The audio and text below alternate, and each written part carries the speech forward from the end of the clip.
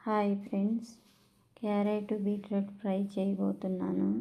చేసే విధానం: ఫస్ట్ బండి పెట్టుకొని ఆయిల్ వేసుకోవాలి.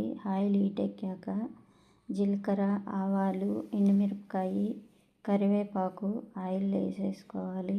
ఆయిల్లో హీట్ అయిన తర్వాత ఉల్లిపాయ ముక్కలు వేసేసుకోవాలి. ఉల్లిపాయ ముక్కలు హీట్ అయిన తర్వాత మనం కోసి పెట్టుకున్న క్యారెట్ బీట్రూట్ ముక్కలు కూడా వేసేసుకోవాలి.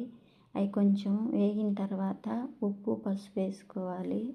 అవి కూడా కొంచెం వేగిపోయి మగ్గుతాయి. మనం బండి పైన మూత పెట్టేసి కొంచెం సేపు సిమ్లో పెట్టాలి. సిమ్లో పెట్టిన తర్వాత వేగుతూ ఉంటాయి. మనం మాడిపోకుండా అవి కలబెట్టుకుంటూ చూసుకుంటూ ఉండాలి. చూసుకున్న తర్వాత అవి బాగా వేగిపోతాయి. వేగిపోయిన తర్వాత మన పుట్నాల పప్పు పొడి అందులో చల్లుకోవాలి. చల్లుకున్న తర్వాత టేస్ట్ ఎలా ఉందో చూసుకొని ఉప్పు, కారం సరిపోయినంత వేసుకోవాలి. క్యారెట్ బీట్రూట్ ఫ్రై అయిపోయింది ఫ్రెండ్స్. మన ఛానల్ను సబ్స్క్రైబ్ చేసి లైక్ చేయండి ఫ్రెండ్స్. ఓకేనా?